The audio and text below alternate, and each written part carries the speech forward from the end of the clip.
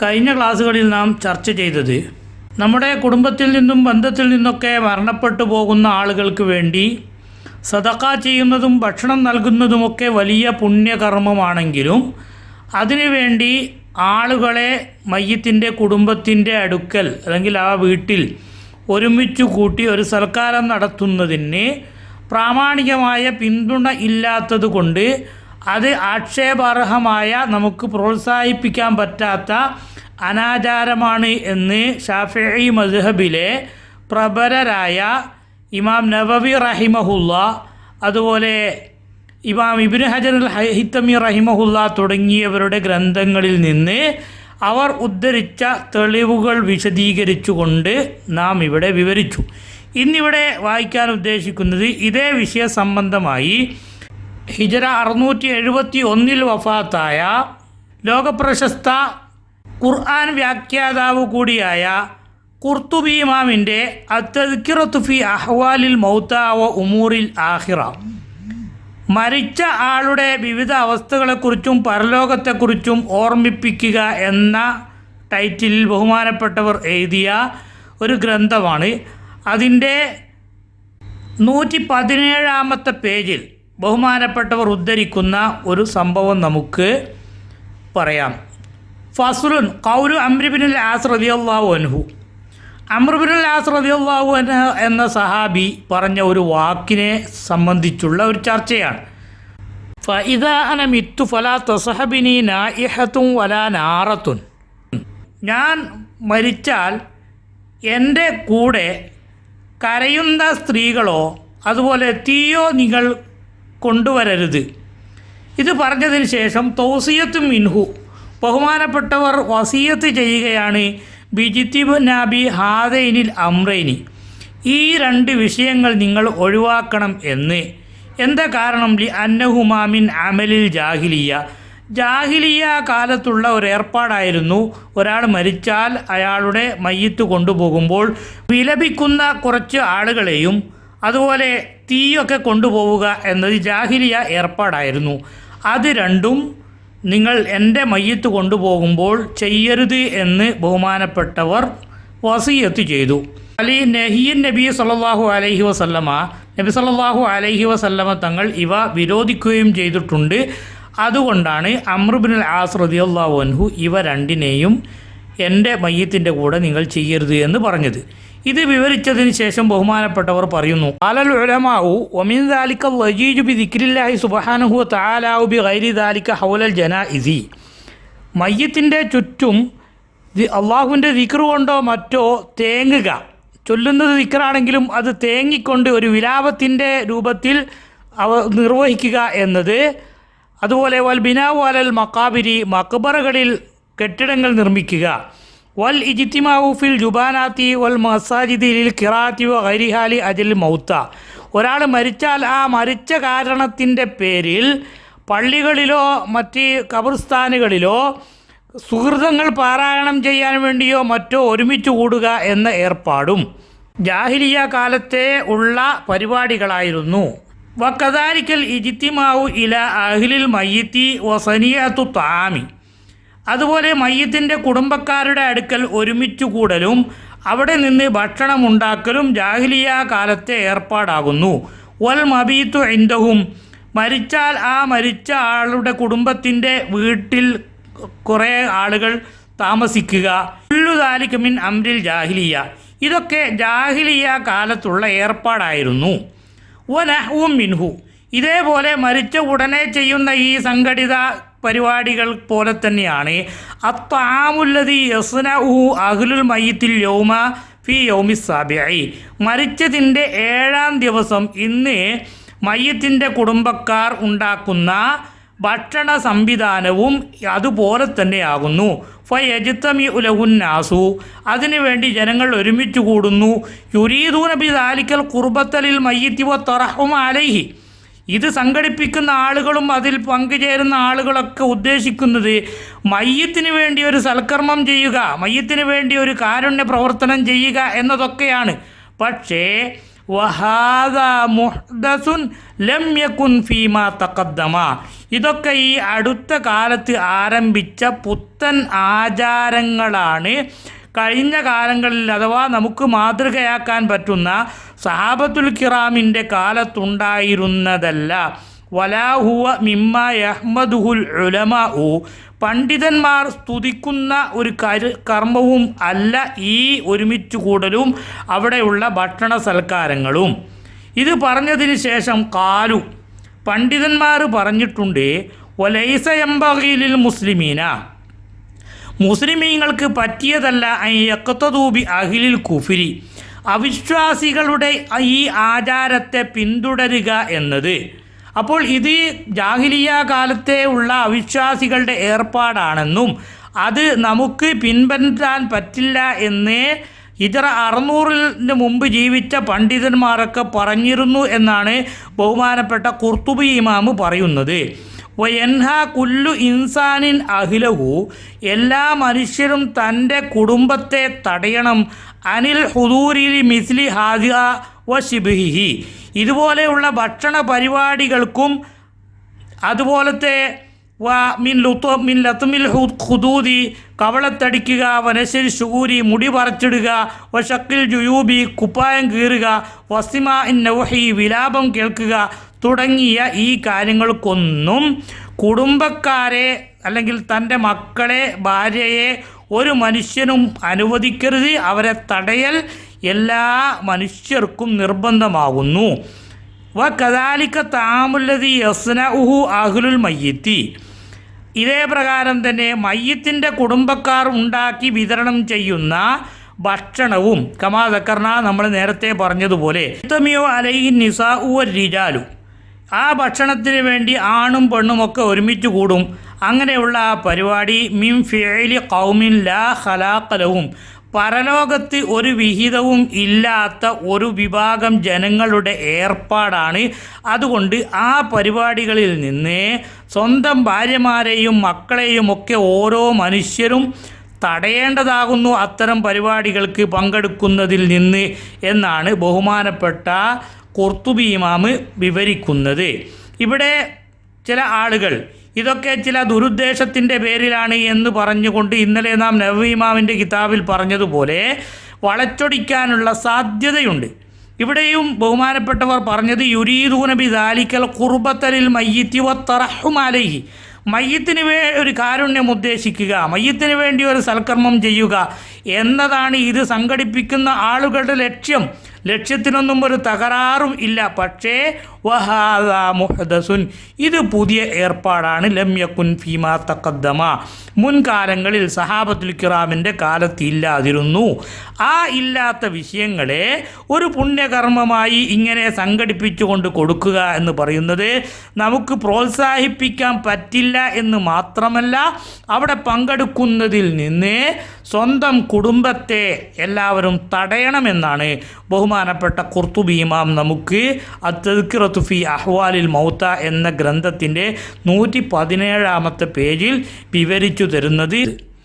അടുത്ത പാരഗ്രാഫിൽ ബഹുമാനപ്പെട്ടവർ പറയുന്നു, വഖാല Ahmad bin Hanbal, Ahmad bin Hanbal റഹിമഹുല്ല പറഞ്ഞിട്ടുണ്ട്, ഹുവ മിൻ ഫിഅലിൽ ജാഹിലിയ, മരിച്ച വീട്ടിൽ അല്ലെങ്കിൽ മരിച്ച ആളുടെ കുടുംബത്തിൻ്റെ അടുക്കൽ ഒരുമിച്ച് കൂടി ഭക്ഷണം വിതരണം ചെയ്യുന്ന ഒരു ഏർപ്പാട് ജാഹിലിയ കാലത്തെ ഏർപ്പാടാണ് എന്ന് അഹ്മദ് ബിൻ ഹംബൽ റഹിമഹുല്ല പറഞ്ഞപ്പോൾ ഖീല ലഹു, ബഹുമാനപ്പെട്ടവരോട് ആരോ ചോദിച്ചു, അലൈസ ഖദ് ഖാല നബിയു സല്ലല്ലാഹു അലൈഹി വസല്ലം, നബി സല്ലല്ലാഹു അലൈഹി വസല്ലമ തങ്ങൾ പറഞ്ഞിട്ടില്ലയോ, ഇസ്നൗലി ആലി ജാഫർ ത്വാമൻ, ജാഫർ റളിയല്ലാഹു അൻഹു വഫാത്തായ സമയത്ത് അവരുടെ കുടുംബത്തിന് വേണ്ടി ഭക്ഷണം ഉണ്ടാക്കി കൊടുക്കാൻ വേണ്ടി നബി സല്ലല്ലാഹു അലൈഹി വസല്ലമ തങ്ങൾ നിർദ്ദേശിച്ചിട്ടില്ലേ? പിന്നെ എന്താണ് നിങ്ങൾ ഇത് ജാഹിലിയ കാലത്തെ ഏർപ്പാടാണ് എന്ന് പറയുന്നത് എന്ന് ബഹുമാനപ്പെട്ട അഹ്മദ് ബിൻ ഹംബൽ റഹിമഹുല്ലയോട് ചോദിക്കപ്പെട്ടപ്പോൾ ഫഖാല, അഹ്മദ് ബിൻ ഹംബൽ റഹിമഹുല്ല പറഞ്ഞത്, ലം യകൂനു ഹുമുത്തഖദു, ഇവിടെ ജാഫർ റളിയല്ലാഹു അൻഹുവിൻ്റെ കുടുംബത്തിനോട് ഭക്ഷണം ഉണ്ടാക്കാനല്ല അള്ളാഹുവിൻ്റെ റസൂൽ നിർദ്ദേശിച്ചത്. പിന്നെ ഇന്നു മുത്തുഖിദ ലഹും, ആ കുടുംബത്തിന് വേണ്ടി അങ്ങോട്ട് ഭക്ഷണം ഉണ്ടാക്കി കൊടുക്കാൻ വേണ്ടിയാണ് നബി സല്ലല്ലാഹു അലൈഹി വസല്ലമ തങ്ങൾ നിർദ്ദേശിച്ചത്. അതുകൊണ്ടാണ് കർമ്മശാസ്ത്ര ഗ്രന്ഥങ്ങളിലെല്ലാം പണ്ഡിതന്മാർ ഒരാൾ വഫാത്തായി കഴിഞ്ഞാൽ, മരണപ്പെട്ട് കഴിഞ്ഞാൽ അവരുടെ ബന്ധുക്കൾക്ക് വേണ്ടി അല്ലെങ്കിൽ കുടുംബത്തിന് വേണ്ടി അയൽവാസികളും അകന്ന ബന്ധുക്കളും ഭക്ഷണം ഉണ്ടാക്കി കൊടുക്കൽ സുന്നത്താണ് എന്ന് പറഞ്ഞത് എന്ന് കഴിഞ്ഞ ക്ലാസ്സുകളിൽ നാം വിവരിച്ചിട്ടുണ്ട്. ഈ വിഷയം വിവരിച്ചതിന് ശേഷം ബഹുമാനപ്പെട്ടവർ പറയുന്നു, അതാ കുല്ലുഹു വാജിബുൻ അലർ റജുലി, എല്ലാ പുരുഷൻ്റെ മേലും നിർബന്ധമായ ഒരു ബാധ്യതയാണ് അയ്യംന അഹ്ലഹു മിൻഹു, തൻ്റെ കുടുംബത്തെ ഇത്തരം പരിപാടികളിൽ നിന്ന് തടയൽ. വലാ യുറക്കിസുലഹും, അവർക്ക് യാതൊരു വിട്ടുവീഴ്ചയും ഒരു പുരുഷൻ ചെയ്തു കൊടുക്കരുത്. അഥവാ ഇത്തരം പരിപാടികളിലേക്ക്, മരിച്ച വീടുകളിൽ നടക്കുന്ന ഈ നിലക്കുള്ള അനാചാരങ്ങളിലേക്ക്, അവിടെ ഒരുമിച്ച് കൂടി ഭക്ഷണം കൊടുക്കുന്ന ഈ ഏർപ്പാടിലേക്ക് ഒരു മനുഷ്യനും തൻ്റെ മക്കളെ അനുവാദം കൊടുക്കരുത്, അവർ തടയുക തന്നെ ചെയ്യണം എന്ന് പറഞ്ഞതിന് ശേഷം നിർത്താതെ ഫമൻ അബാഹ ദാലികലി അഹ്ലിഹി, ഇങ്ങനെ മരിച്ച വീട്ടിൽ വെച്ച് നടക്കുന്ന ഈ ഭക്ഷണ വിതരണ പരിപാടിക്ക് ആരെങ്കിലും തൻ്റെ കുടുംബത്തിന് അനുവാദം നൽകിയാൽ ഫഖദ് അസല്ലാഹ അസ്സ വജൽ, അള്ളാഹുവിന് അവൻ ധിക്കാരം പ്രവർത്തിച്ചവനാണ്. വ അആനഹും അലൽ ഇസ്മി വൽ ഉദ്വാൻ, ശത്രുതയുടെയും തിന്മയുടെയും മേൽ അവൻ്റെ കുടുംബത്തെ സഹായിച്ചവനാണ് എന്ന് ബഹുമാനപ്പെട്ടവർ വിവരിച്ചതിന് ശേഷം അല്ലാഹു തആല യഖൂൽ, അള്ളാഹു പറയുന്നു, ഖൂ അൻഫുസകും അഹ്ലീകും നാറ, നിങ്ങൾ നിങ്ങളുടെ ശരീരത്തെയും നിങ്ങളുടെ കുടുംബത്തിൻ്റെ ശരീരത്തെയും നരകത്തെ തൊട്ട് കാക്കണമേ. കാലൽ ഉലമാവു, ഉലമാക്കൾ പറഞ്ഞു, മാനാഹു അദ്ദിബൂഹും വ അല്ലിമൂഹും, നിങ്ങൾ നിങ്ങളുടെ കുടുംബത്തിന് അദബ് പഠിപ്പിക്കുകയും അവർക്ക് പരിശുദ്ധ ദീനുൽ ഇസ്ലാമിൻ്റെ നിയമങ്ങൾ പഠിപ്പിച്ചു കൊടുക്കുകയും ചെയ്യണം. ഇങ്ങനെ ആരെങ്കിലും തുടങ്ങി വെച്ച അനാചാരങ്ങളിലൊക്കെ പങ്കെടുക്കാനല്ല നാം നമ്മുടെ കുടുംബത്തെ, മക്കളെ, ഭാര്യയെ പഠിപ്പിക്കേണ്ടത്. അതിൽ നിന്ന് അവരെ അകറ്റി നിർത്തൽ നമ്മുടെ ബാധ്യതയാണ്. അല്ലാതിരുന്നാൽ അവർ നരകത്തിലേക്ക് പോകാൻ അതിന് കാരണമാകും എന്ന നിലക്കാണ് ബഹുമാനപ്പെട്ടവർ ഈ ആയത്ത് കൂടി ഇവിടെ ഉദ്ധരിച്ചുകൊണ്ട് നമുക്ക് വിവരിച്ചു തരുന്നത്. അടുത്ത പാരഗ്രാഫിൽ ബഹുമാനപ്പെട്ട ഖുർത്തുബി ഇമാം ഉദ്ധരിക്കുന്നത് നാം നേരത്തെ നബവി ഇമാമിൻ്റെ ൽ നിന്ന് വായിച്ച റഹിമഹുമുല്ലാ, ഇബ്നു മാജ റഹിമഹുല്ലാ റിപ്പോർട്ട് ചെയ്ത ഹദീസാണ്. അഥവാ ജരീർ റളിയല്ലാഹു അൻഹു പറഞ്ഞ, കുന്ന നഉദ്ദുൽ ഇജ്തിമാഅ ഇലാ അഹ്ലിൽ മയ്യിത്തി വസൻഅത ത്വആമി മിനൻ നിയാഹത്തി, മയ്യത്തിൻ്റെ കുടുംബത്തിൻ്റെ അടുക്കൽ ഒരുമിച്ച് കൂടി അവിടെ നിന്ന് ഭക്ഷണം ഉണ്ടാക്കുന്ന ഏർപ്പാടിനെ ഞങ്ങളൊക്കെ വിലാപത്തിൻ്റെ ഇനത്തിലാണ് പെടുത്തിയിരുന്നത്. അങ്ങനെ വിലാപമായി ഞങ്ങൾ അതിനെ കണക്കാക്കിയിരുന്നു എന്ന് നേരത്തെ ജരീർ റളിയല്ലാഹു അൻഹുവിൻ്റെ ഹദീസ് തന്നെ ബഹുമാനപ്പെട്ടവരും ഇവിടെ ഉദ്ധരിക്കുകയാണ്. വഫി ഹദീസി ശുജാഇ ഇബ്നു മഖ്ലദിൻ കാനു യറൗന അന്ന ഇസ്നാദഹു സഹീഹുൻ, ഇതിൻ്റെ സനദുകളൊക്കെ സഹീഹാണ് എന്ന് ബഹുമാനപ്പെട്ട ശുജാഇ ഇബ്നു മഖ്ലദ് റളിയല്ലാഹു അൻഹു പറഞ്ഞിട്ടുണ്ട്.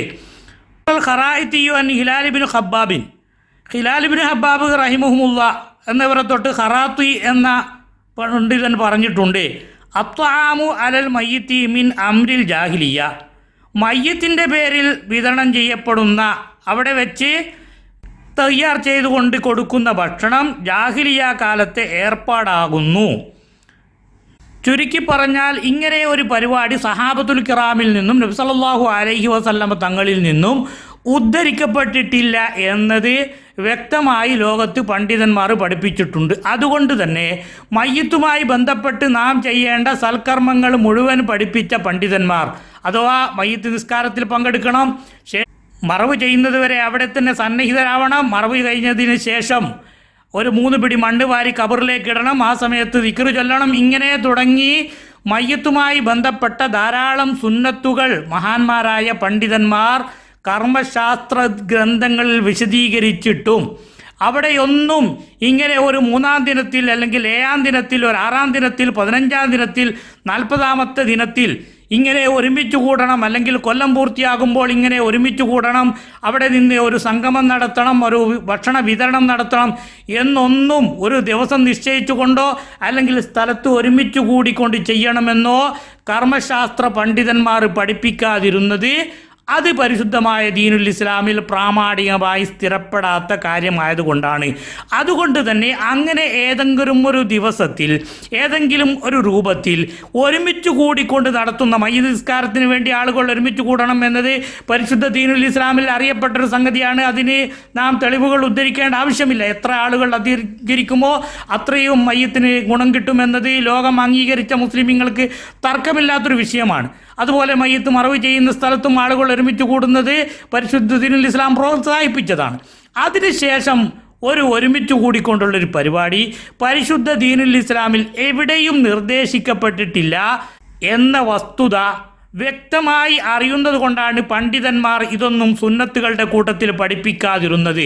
മാത്രമല്ല ഇതൊക്കെ സുന്നത്താണെന്ന് ധരിച്ചുകൊണ്ട് ആരൊക്കെ ചെയ്യുന്നുണ്ടോ അതിനെയൊക്കെ തടയണമെന്നും അതിൽ പങ്കെടുക്കരുത് എന്നും അതിൽ നിന്ന് നമ്മുടെ കുടുംബത്തെ തടഞ്ഞില്ലെങ്കിൽ അള്ളാഹുവിൻ്റെ കോടതിയിൽ എത്തുമ്പോൾ നാം ചോദ്യം ചെയ്യപ്പെടുമെന്നും അത് അള്ളാഹുവിനോടുള്ള ധിക്കാരമാണ് എന്നും ഹിജ്റ 671 ജീവിച്ച ഖുർത്തുബി ഇമാം ഉൾപ്പെടെ ഇമാം നവവി റഹിമഹുല്ല ഉൾപ്പെടെ അതുപോലെ ഷാഫിഈ മദ്ഹബിൻ്റെ ഖാത്തിമത്തുൽ മുഹഖ്ഖിഖീൻ എന്ന ഇബ്നു ഹജർ അൽ ഹൈതമി റഹിമഹുല്ല തുടങ്ങി മഹാന്മാരായ പൂർവ്വകാല പണ്ഡിതന്മാരും അതിനുശേഷം ജീവിച്ച മഹാന്മാരും മുഴുവൻ വ്യക്തമായി പറഞ്ഞിട്ടും അതൊന്നും സ്വീകരിക്കാൻ നമുക്ക് മനസ്സു തോന്നുന്നില്ലെങ്കിൽ അവർക്ക് ആരോടാണ് കടപ്പാട്, എന്തിനോടാണ് കടപ്പാട് എന്ന് അവരവർ ചിന്തിക്കുന്നത് അവരവരുടെ ആഖിറത്തിന് നല്ലത്. അതിൻ്റെ ബാക്കി ഭാഗത്ത് ബഹുമാനപ്പെട്ട ഖുർത്തുബി ഇമാം പറയുന്നു, അബൂ മൂസ റളിയല്ലാഹു അൻഹുവിനെ തൊട്ട് ഉദ്ധരിക്കപ്പെട്ട ഒരു സംഭവം, മുത്തബിയു സുന്ന എന്നറിയപ്പെടുന്ന അബ്ദുല്ലാഹിബ്നു ഉമർ റളിയല്ലാഹു അൻഹുവിൻ്റെ ഒരു സഹോദരി മരണപ്പെട്ടു. അപ്പോൾ ഞാൻ എൻ്റെ ഭാര്യയോട് പറഞ്ഞു, നീ ആ കുടുംബത്തെ പോയി ആശ്വസിപ്പിക്കുക, അവിടെ തഅസിയത്ത് നടത്തുക, അവിടെ നിങ്ങൾ താമസിക്കുകയും ചെയ്യുക.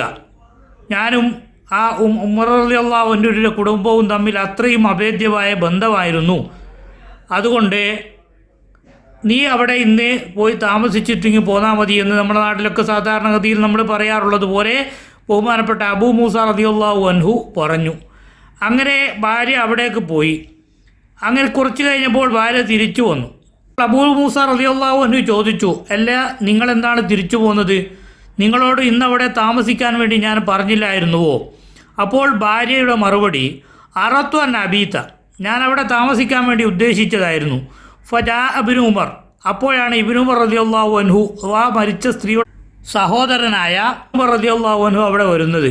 അങ്ങനെ ഞങ്ങളെ എല്ലാവരെയും ആ വീട്ടിൽ നിന്ന് പുറത്താക്കി. വഖാല ഉഖ്റുജ്ന, നിങ്ങളെല്ലാവരും പുറത്തു പോകണം, ആരും ഇവിടെ നിൽക്കണ്ട. തുബീത്തുന്ന ഉഖ്തി ബിൽ അദാബി, എൻ്റെ സഹോദരിയെ നിങ്ങളാരും അദാബിലേക്ക് മടക്കരുത്, എൻ്റെ സഹോദരിക്ക് ശിക്ഷ കിട്ടുന്നതിന് കാരണമായി നിങ്ങൾ മാറരുത്, അതുകൊണ്ട് ആരും ഇവിടെ നിൽക്കരുത് എന്ന് പറഞ്ഞുകൊണ്ട് ഞങ്ങളെ വീട്ടിൽ നിന്ന് പുറത്താക്കി. എന്താണ് ഇതിന് കാരണം? ബഹുമാനപ്പെട്ട ഖുർത്തുബി ഇമാം തന്നെ ഉദ്ധരിക്കുന്നു, കാല ബൈത്തൂത്തത്തുന്നാസി ഇന്ദ അഹ്ലിൽ മയ്യിത്തി, മയ്യത്തിൻ്റെ കുടുംബത്തിൻ്റെ അടുക്കൽ ജനങ്ങൾ താമസിക്കുക, രാത്രിയിൽ താമസിക്കുക അല്ലെങ്കിൽ അവിടെ തങ്ങുക എന്ന് പറയുന്നത് ലൈസത്ത് ഇല്ലാമിൻ അംരിൽ ജാഹിലിയ, അത് ജാഹിലിയ കാലത്തെ ഏർപ്പാടായിരുന്നു. അത് ജാഹിലിയ കാലത്ത് നടപ്പിലാക്കിയ ഒരു പരിപാടി ആയതുകൊണ്ട് അത് നമുക്ക് ചെയ്യാൻ പാടില്ല. ഇവിടെ സഹാബി പ്രമുഖനായ ഇബ്നു ഉമർ റളിയല്ലാഹു അൻഹു ഈ സ്ത്രീകളോട് തിരിച്ചു പോകാൻ വേണ്ടി ആവശ്യപ്പെട്ടതിൻ്റെ കാരണം നമുക്കറിയാം. നബി സല്ലല്ലാഹു അലൈഹി വസല്ലമ തങ്ങൾ പഠിപ്പിച്ച ഒരു ഹദീസുണ്ട്.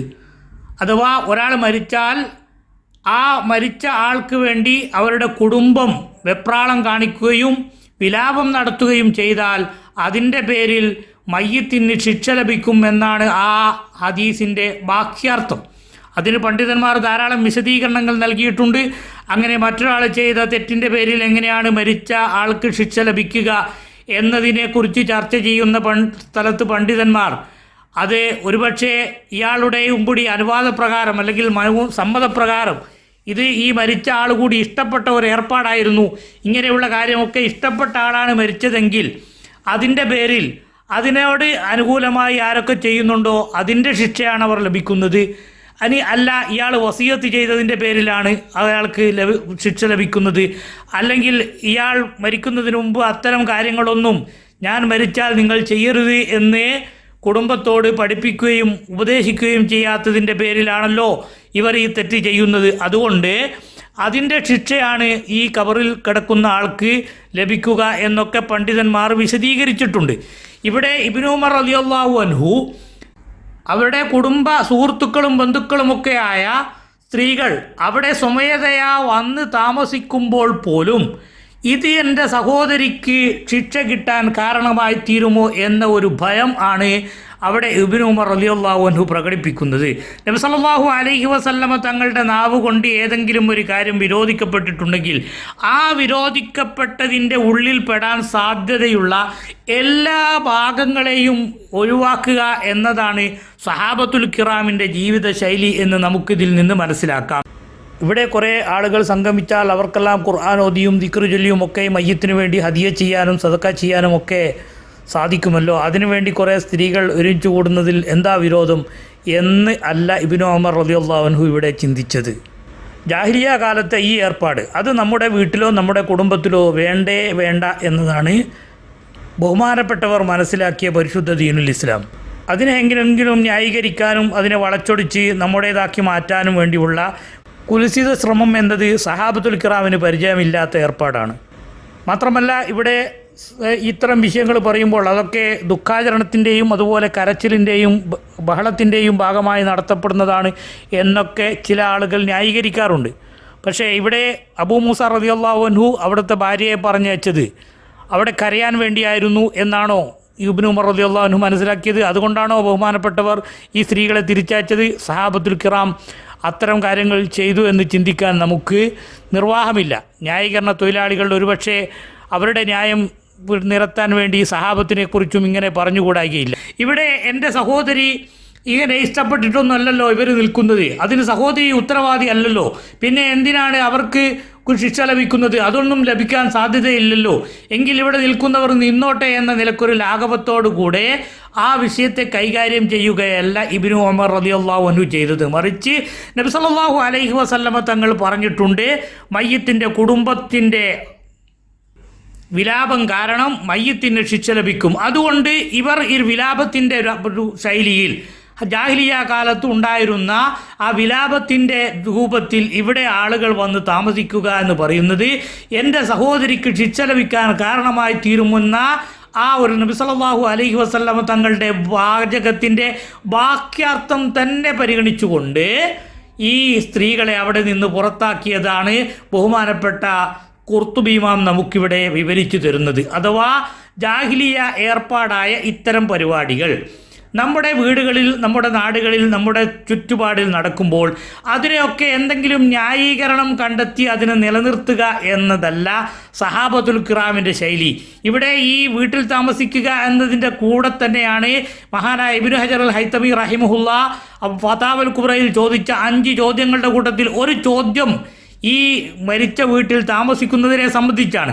അതേ ഇനത്തിൽ തന്നെയാണ് ബഹുമാനപ്പെട്ടവർ അവിടെ ആളുകൾ ഒരുമിച്ച് കൂടി സാധുക്കളെന്നോ അല്ലാത്തവരെന്നോ വ്യത്യാസമില്ലാത്ത രൂപത്തിൽ അവിടെ സംഘടിപ്പിക്കപ്പെടുന്ന ഭക്ഷണവും അതുപോലെ അവിടെ രാത്രി താമസിക്കുന്നതും എല്ലാം ഒരേ ചരടിൽ കൂട്ടിക്കെട്ടിക്കൊണ്ടാണ് ബഹുമാനപ്പെട്ട ഇബ്നു ഹജർ അൽ ഹൈതമി റഹിമഹുല്ലാഹ് ജമീഉ മാ ദുക്ര ഫി സുആഇ മിനൽ ബിദഇൽ മദ്മൂമത്തി ഈ പറയപ്പെട്ടതെല്ലാം ഒരേ കാറ്റഗറിയിൽപ്പെട്ട ആക്ഷേപാർഹമായ ജാഹിലിയ കാലത്ത് ഉള്ളത് നിലനിർത്തുക എന്നതായ ഒരു ശൈലിയാണ്. ഇതിന് ഇസ്ലാമുമായി യാതൊരു ബന്ധവും ഇല്ല എന്ന നിലക്ക് സദക്ക ഉദ്ദേശിച്ചുകൊണ്ട് ചെയ്താൽ പോലും അനുവദിക്കപ്പെടാൻ പറ്റാത്ത ജാഹിലിയ ഏർപ്പാടാണ് ഇത് എന്നേ നമുക്ക് മനസ്സിലാക്കി തരുന്ന രൂപത്തിൽ ബഹുമാനപ്പെട്ടവർ മറുപടി പറഞ്ഞത്. ചിന്തിക്കുന്നവർക്കും കാര്യം മനസ്സിലാക്കുന്നവർക്കും ഇതിൽ ധാരാളമുണ്ട്. സഹാബത്തുൽ കിറാമിൻ്റെ ശൈലി അള്ളാഹുവിൻ്റെ റസൂല് പറഞ്ഞതിൽ നിന്ന് യാതൊരു മാറ്റവും വരാത്ത രൂപത്തിൽ ജാഹിലിയ ഏർപ്പാടുകൾ ഒന്നും തന്നെ നമ്മുടെ ജീവിതത്തിലേക്ക്, പരിശുദ്ധ ദീനുൽ ഇസ്ലാമിലേക്ക് കടത്തിക്കൂട്ടാത്ത രൂപത്തിലായിരിക്കണം നമ്മുടെ ജീവിതം. അതിനെന്താണ് വിരോധം? അവിടെ താമസിക്കരുത് എന്ന് പരിശുദ്ധ ഖുർആനിലുണ്ടോ, ഹദീസിലുണ്ടോ, അങ്ങനെ വിലക്കിയിട്ടുണ്ടോ എന്നൊന്നും ചോദിക്കുക എന്നതല്ല. ഇത് ജാഹിലിയ ഏർപ്പാടായിരുന്നു. ആ ജാഹിലിയ ഏർപ്പാട് നമുക്ക് തുടരാൻ പറ്റില്ല. ഇതാണ് സഹാബത്തിൻ്റെ ശൈലി.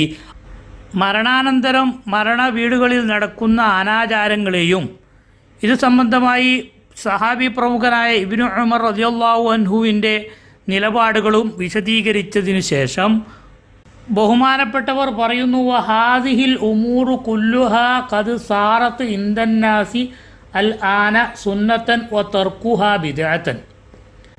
മുകളിൽ ബഹുമാനപ്പെട്ടവർ വിശദീകരിച്ച മരിച്ചതിൻ്റെ പേരിൽ പള്ളികളിലോ ശ്മശാനങ്ങളിലോ വീടുകളിലോ സംഗമിച്ചുകൊണ്ട് ആളുകൾ ഒരു വിലാപം നടത്തുന്ന രൂപത്തിൽ, അതുപോലെ മരിച്ച വീട്ടിൽ സാധുക്കളെന്നോ അല്ലാത്തവരെന്നോ വ്യത്യാസമില്ലാത്ത രൂപത്തിൽ ജനങ്ങളെ സംഘടിപ്പിച്ചുകൊണ്ട് ഒരു ഭക്ഷണം വിതരണം നടത്തൽ തുടങ്ങിയ കാര്യങ്ങളെയാണ് കഴിഞ്ഞ പേജിൽ മോശമായ അനാചാരങ്ങളായി ബഹുമാനപ്പെട്ടവർ വിശദീകരിച്ചത്. ഈ കാര്യങ്ങളെക്കുറിച്ച് ബഹുമാനപ്പെട്ടവർ പറയുകയാണ്, ഇതെല്ലാം ഇന്ന് ജനങ്ങളുടെ ഇടയിൽ ഒരു പുണ്യകർമ്മമായി മാറി. ഇത് ഒഴിവാക്കുക എന്ന് പറയുന്നത് അനാചാരമായിട്ടാണ് ജനങ്ങൾ കണക്കാക്കുന്നത്. അഥവാ ഇതൊക്കെ ചെയ്യൽ ഒരു നല്ല കാര്യവും ഒഴിവാക്കൽ വിധേയത്വമാണ് എന്ന് ജനങ്ങൾ ധരിച്ചു വച്ചിരിക്കുന്നു. ഫങ്കലബൽ ഹാലു, കാര്യങ്ങളൊക്കെ അട്ടിമറിഞ്ഞു. തഗയ്യറത്തിൽ അഹ്വാലു, അവസ്ഥകളൊക്കെ മാറിപ്പോയി. ഇത് വിവരിച്ചതിന് ശേഷം അതിന് തെളിവായി ബഹുമാനപ്പെട്ടവർ, അല്ലെങ്കിൽ ഇതൊക്കെ സംഭവിക്കുമെന്ന് നേരത്തെ തന്നെ സഹാബി പ്രമുഖർ വിശദീകരിച്ച ഒരു കാര്യം കൂടി തെളിവായിട്ട് ഉദ്ധരിക്കുകയാണ്. ഖാല ഇബ്നു അബ്ബാസ് റളിയല്ലാഹു അൻഹു, ഇബ്നു അബ്ബാസ് റളിയല്ലാഹു അൻഹു പറഞ്ഞിട്ടുണ്ട്, ലാ യഅതി അലന്നാസി ആമുൻ ഇല്ല അമാതു ഫീഹി സുന്നത്തൻ വ അഹ്യൗ ഫീഹി ബിദ്അത്തൻ ഹത്താ തമൂത സുനനു വ തഹിയൽ ബിദഉ. ജനങ്ങൾക്ക് ഒരു കാലം വരും, ആ കാലത്ത് അവർ സുന്നത്തുകളൊക്കെ ഇല്ലാതാക്കുകയും ബിദ്അത്തുകളൊക്കെ സജീവമാക്കുകയും ചെയ്തുകൊണ്ട് പരിശുദ്ധ ദീനുൽ ഇസ്ലാമിൽ നബി സല്ലല്ലാഹു അലൈഹി വസല്ലമ തങ്ങൾ പഠിപ്പിച്ച സുന്നത്തുകളൊക്കെ മരിച്ചു പോകും, അത് നാമാവശേഷമാകും. ബിദ്അത്തുകളൊക്കെ സജീവമാവുകയും ചെയ്യും. അങ്ങനെയുള്ളൊരു കാലം ജനങ്ങൾക്ക് വരും. ആ സമയത്ത് വലൻ യഅമല ബി സുനനി വ യുൻകിറൽ ബിദഅ ഇല്ലാമൻ ഹവ്വലല്ലാഹു അലൈഹി ഇസ്ഖാത്തൻ നാസി ബി മുഖാലഫതിഹിം ഫീമാ അറാദു. ആ കാലത്ത് സുന്നത്തുകൾ കൊണ്ട് കർമ്മം ചെയ്യാനും ബിദ്അത്തുകളെ എതിർക്കാനും അള്ളാഹു പ്രത്യേക ഭാഗ്യം നൽകിയ, ജനങ്ങളുടെ വെറുപ്പ് സമ്പാദിക്കുന്നതിന് യാതൊരു പ്രയാസവും തോന്നാത്ത രൂപത്തിൽ മനസ്സുകളെ അള്ളാഹു പാകപ്പെടുത്തിയ ആളുകൾക്കല്ലാതെ ബിദ്അത്തുകളെ നിഷ്കാസനം ചെയ്യാനും സുന്നത്തുകളെ നിലനിർത്താനും സാധ്യമല്ല. വനഹീഹിം അമ്മ അഅ്താദു, ജനങ്ങൾ പതിവാക്കിയ കുറേ അനാചാരങ്ങളുണ്ടാകും. ആ അനാചാരങ്ങളെ തൊട്ടൊക്കെ ജനങ്ങളെ വിരോധിക്കാനും തടയാനും അള്ളാഹു പ്രത്യേക ഭാഗ്യം നൽകിയ, ജനങ്ങളുടെ വെറുപ്പൊരു പ്രശ്നമേ അല്ല എന്ന് കണക്കാക്കുന്ന ആളുകൾക്ക് മാത്രമേ സാധിക്കുകയുള്ളൂ. അങ്ങനെയുള്ള ഒരു കാലം വരുമെന്ന് സഹാബി പ്രമുഖനായ ഇബ്നു അബ്ബാസ് റളിയല്ലാഹു അൻഹു പറഞ്ഞ കാര്യം ഇപ്പോൾ തന്നെ നടന്നിരിക്കുന്നു എന്ന അർത്ഥത്തിലാണ് ഹിജ്റ 671 ബഹുമാനപ്പെട്ട ഖുർത്തുബി ഇമാം ഈ ഗ്രന്ഥം എഴുതിയിട്ടുള്ളത്. അപ്പോൾ ആ കാലത്ത് തന്നെ ഇങ്ങനെയായി മാറിയിട്ടുണ്ടെങ്കിൽ നമ്മുടെ ഈ കാലം 1400 കൊല്ലം കഴിഞ്ഞതിന് ശേഷം ഏകദേശം അതിൻ്റെ ഡബിൾ കാലം കഴിഞ്ഞു. ആ കാലം കഴിഞ്ഞതിന് ശേഷമുള്ള അവസ്ഥ നാം വിവരിക്കാതെ തന്നെ ഊഹിക്കാവുന്നതാണ് ബുദ്ധിയുള്ള ആളുകൾക്ക്. ബഹുമാനപ്പെട്ടവർ വീണ്ടും തുടരുന്നു, വമൻ യുസ്സിർ അലി ദാലിക, ഇങ്ങനെ ഈ നാടുകളിൽ സുന്നത്താണെന്ന് ജനങ്ങൾ ധരിച്ചു വെച്ച യഥാർത്ഥത്തിൽ വിധേയത്തായ കാര്യങ്ങളെയൊക്കെ വിരോധിക്കാനും നബി സല്ലല്ലാഹു അലൈഹി വസല്ലമ തങ്ങളിൽ നിന്ന് സ്ഥിരപ്പെട്ട സുന്നത്തുകളെ സജീവമാക്കി കൊണ്ടുപോകാനും ജനങ്ങളുടെ വെറുപ്പ് പ്രശ്നമാക്കാതെ മുന്നോട്ടിറങ്ങുന്ന ആൾ ആർക്കെങ്കിലും അങ്ങനെ ഭാഗ്യം ലഭിച്ചാൽ അഹ്സനല്ലാഹു തഅവീലഹു, അവന് അള്ളാഹു പകരം നന്നായി കൊടുക്കും. നല്ല കാര്യങ്ങൾ അള്ളാഹു അവന് പകരം നൽകുന്നതാണ്. അതിന് തെളിവായി ബഹുമാനപ്പെട്ടവർ നബി സല്ലല്ലാഹു അലൈഹി വസല്ലമ തങ്ങളുടെ ഒരു ഹദീസ് കൂടി നമുക്ക് ഉദ്ധരിച്ചു തരുന്നു. ഖാല റസൂലുള്ളാഹി സല്ലല്ലാഹു അലൈഹി വസല്ലം, നബി സല്ലല്ലാഹു അലൈഹി വസല്ലമ തങ്ങൾ പറഞ്ഞിട്ടുണ്ട്, ഇന്നക ലൻ തദഅ ശൈഅൻ ഇല്ലാ അവ്വലകല്ലാഹു ഖൈറൻ മിൻഹു, നീ അള്ളാഹുവിൻ്റെ പൊരുത്തത്തിന് വേണ്ടി അള്ളാഹുവിൻ്റെ ദീനിന് വേണ്ടി എന്തെങ്കിലും ഒരു കാര്യം ഒഴിവാക്കിയാൽ ആ ഒഴിവാക്കിയതിനേക്കാളും നല്ല കാര്യം അള്ളാഹു നിനക്ക് പകരം തരുന്നതാണ്. അള്ളാഹുവിൻ്റെ ദീനിന് വേണ്ടി നാം എന്തെങ്കിലും വർജിക്കേണ്ടി വന്നാൽ, ആരുടെയെങ്കിലും വെറുപ്പ് സമ്പാദിക്കേണ്ടി വന്നാൽ, എവിടെ നിന്നെങ്കിലും ജോലി നഷ്ടപ്പെടേണ്ടി വന്നാൽ അതിനൊക്കെ പകരം അള്ളാഹു നല്ലത് നൽകുമെന്ന് നബി സല്ലല്ലാഹു അലൈഹി വസല്ലമ തങ്ങൾ പറഞ്ഞിട്ടുണ്ട്. മാത്രമല്ല വഖാല സല്ലല്ലാഹു അലൈഹി വസല്ലം, നബി സല്ലല്ലാഹു അലൈഹി വസല്ലമ തങ്ങൾ പറഞ്ഞിട്ടുണ്ട്, ലാ യസാലു ഫീ ഹാദിഹിൽ ഉമ്മത്തി ഇസാബത്തുൻ യുഖാതിലൂന അലാ അംരില്ലാഹി, ഈ ഉമ്മത്തിൽ ഒരു ചെറു സംഘം നിലനിൽക്കുക തന്നെ ചെയ്യും. അവർ അള്ളാഹുവിൻ്റെ നിർദ്ദേശം നിലനിർത്താൻ വേണ്ടി അധ്വാനിക്കും. ലാ യളുറുഹും ജിദാലുമൻ ജാദലഹും, അവരോട് തർക്കിക്കുന്ന ആളുകളുടെ തർക്കങ്ങളൊന്നും അവരെ യാതൊരു ബുദ്ധിമുട്ടും ആക്കുന്നതല്ല. വലാ അദാവത്തുമൻ ആദാഹും, അവരോട് ശത്രുത വെക്കുന്നവരുടെ ശത്രുതയും അവരെ ദ്രോഹിക്കുന്നതല്ല. അള്ളാഹു അവർക്ക് പ്രത്യേക സംരക്ഷണവും പ്രത്യേക കഴിവും പ്രത്യേക സംവിധാനങ്ങളുമൊക്കെ ഒരുക്കിക്കൊണ്ട് അള്ളാഹു അവരെ സംരക്ഷിക്കുക തന്നെ ചെയ്യുമെന്ന് ബഹുമാനപ്പെട്ടവർ നമുക്ക് പ്രചോദനം നൽകാൻ വേണ്ടി ഇവിടെ എഴുതി വെക്കുകയാണ്.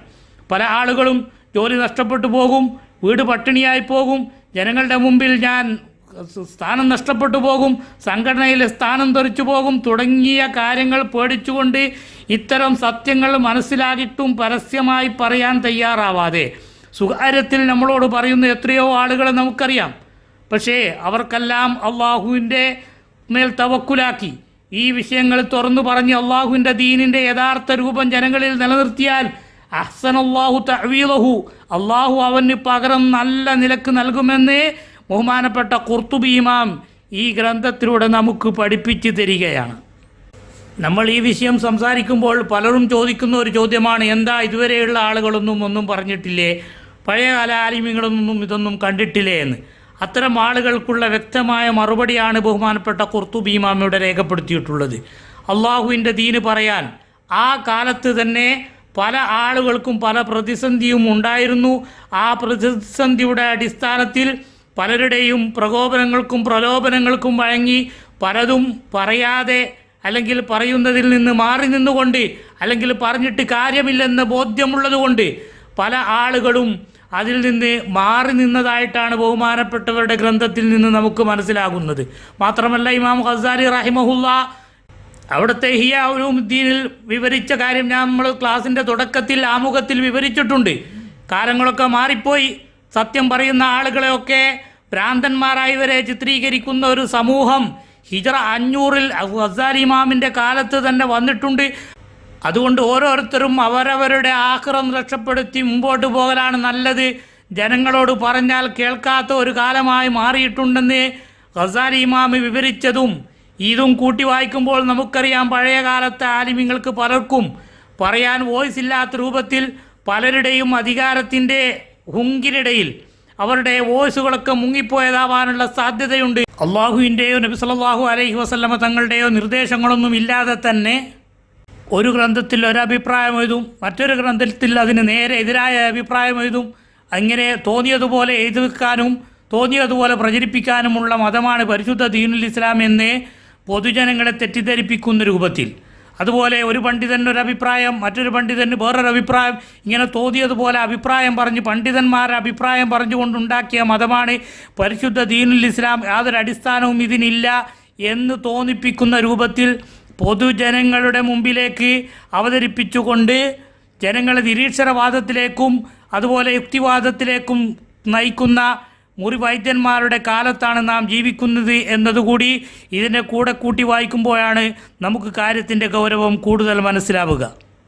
അതുകൊണ്ട് നബി സല്ലല്ലാഹു അലൈഹി വസല്ലമ തങ്ങൾ പഠിപ്പിച്ച, സഹാബത്തുൽ കിറാം പകർന്നു തന്ന പരിശുദ്ധമായ ദീനുൽ ഇസ്ലാം അതിൻ്റെ അടിസ്ഥാനത്തിൽ വിവരിച്ചു തന്ന പണ്ഡിതന്മാരുടെ മാതൃക പിൻപറ്റിക്കൊണ്ട് അള്ളാഹു നന്മ മനസ്സിലാക്കാൻ, പരലോകത്തെത്തുമ്പോൾ വിരൽ കടിക്കാതിരിക്കാൻ നമുക്കെല്ലാം തൗഫീഖ് വർദ്ധിപ്പിച്ചു തരുമാറാവട്ടെ.